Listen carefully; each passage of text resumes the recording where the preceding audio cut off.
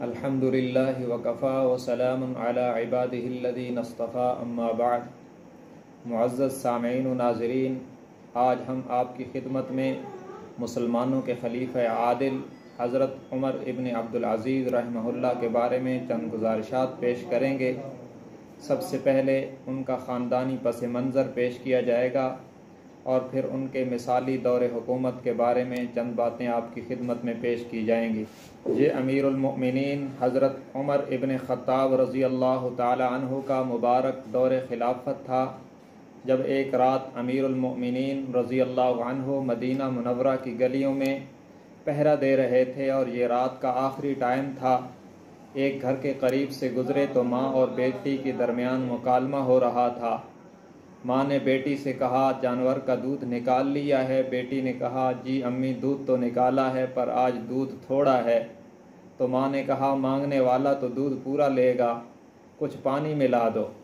بیٹی نے کہا، امی امیر المؤمنین عمر ابن خطاب نے منع کیا ہے کہ دودھ میں پانی نہیں ملانا۔ ماں نے کہا، بیٹی عمر کون سا دیکھ رہا ہے؟ بیٹی نے کہا، امی عمر تو نہیں دیکھ رہا، عمر کا اللہ تو دیکھ رہا ہے۔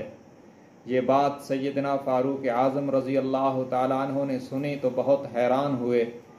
صبح معلوم کیا تو وہ ایک غیر شادی شدہ لڑکی تھی۔ اس کا رشتہ اپنے بیٹے کے لیے طلب فرمایا اور بات پکی ہو گئی۔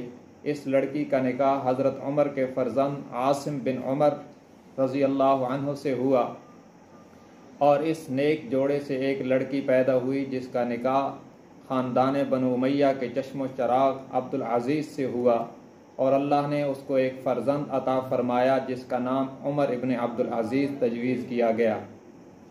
یہ واقعہ کربلا کے 2 سال بعد سن 63 ہجری میں پیدا ہوئے، اور پھر ایک وقت آیا کہ اللہ نے انہیں بہت مال و دولت عطا فرمایا۔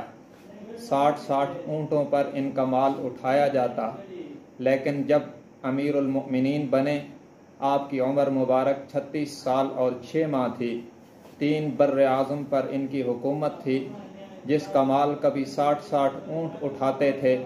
جب امیر المؤمنین بنے تو فقر و فاقہ کا یہ عالم تھا کہ ایک موقع پر عید سے پہلے بچوں نے عرض کیا کہ ہمیں نئے کپڑے چاہیے، تو ان کی بیگم حضرت فاطمہ بنت عبد الملک نے امیر المؤمنین سے کہا، بچے نئے کپڑوں کا مطالبہ کر رہے ہیں۔ امیر المؤمنین نے کہا، میرے پاس اتنے پیسے نہیں ہیں کہ بچوں کو نئے کپڑے خرید کر دوں۔ تو بیگم نے کہا، 1 مہینے کی سیلری ایڈوانس میں لے لیں اور بچوں کو عید کے موقع پر نئے کپڑے خرید دیں۔ انہوں نے جا کے وزیر خزانہ سے عرض کیا کہ ہم نے بچوں کے نئے کپڑے لینے ہیں، لہٰذا مجھے 1 مہینے کی تنخواہ ایڈوانس میں ادا کر دی جائے۔ تو وزیر خزانہ نے کہا، امیر المؤمنین آپ اس بات کی گارنٹی دیں کہ آپ 1 مہینہ زندہ رہیں گے تو میں آپ کو 1 مہینے کی تنخواہ ایڈوانس میں ادا کر دیتا ہوں۔ فرمایا، یہ گارنٹی میں نہیں دے سکتا۔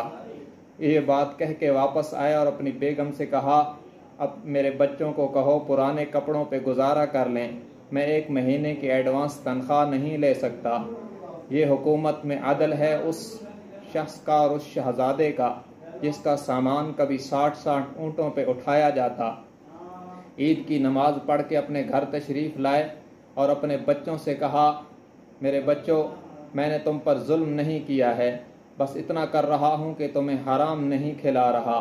تو ایک بیٹے نے کہا، ابا جی ہمارا سر بھی فخر سے بلند ہے کہ ہمارے والد نے قوم کے خزانے پہ ڈاکہ نہیں ڈالا بلکہ مملکت اسلامی کو عدل و انصاف سے بھر دیا ہے۔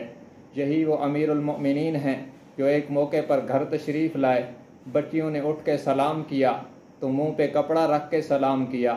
حضرت عمر نے کہا، بیٹیوں منہ پہ کپڑا کیوں رکھا ہوا ہے؟ تو گھر کی خادمہ نے کہا، آج انہوں نے کچے پیاز سے روٹی کھائی ہے تو پیاز کی سمیل سے آپ کو بچانے کے لیے منہ پہ کپڑا رکھا ہوا ہے۔ یہ حال ہے اس حکمران کا جس کی حکومت میں سورج غروب نہیں ہوتا تھا، مگر عدل انصاف اتنا کیا کہ 3 بر اعظم میں کوئی زکوٰۃ لینے والا نہیں ملتا تھا۔ وفات سے پہلے رجاء ابن حیوہ سے فرمایا کہ میں نے اپنے ہاتھوں سے 3 بڑے حکمرانوں کو قبر میں اتارا ہے، سلمان بن عبد الملک اور ولید بن عبد الملک اور عبد الملک بن مروان، میں نے ان تینوں کو جب قبر میں اتارا، میں نے ان کی کفن کی گرہیں کھولی تو میں نے دیکھا کہ ان کا چہرہ قبلے سے پھر چکا تھا اور چہرہ سیاہ ہو چکا تھا، لیکن جب مجھے قبر میں اتارو تو مجھے ضرور دیکھنا۔ واضح رہے کہ ان تین حکمرانوں نے ظلم کیا تھا اور حضرت عمر بن عبدالعزیز نے عدل کیا تھا۔ جب ان کی وفات ہوئی تو دنیا نے دیکھا، جب ان کی میت کو قبر میں اتارا جانے لگا تو ہوا میں اڑتا ہوا ایک کاغذ ان کی میت کے اوپر آ کے گرا، جس پر لکھا ہوا تھا براءۃ من اللہ لعمر بن عبدالعزیز من النار، کہ یہ اللہ کی طرف سے عمر بن عبدالعزیز کو جہنم سے آزادی کا پروانہ ہے۔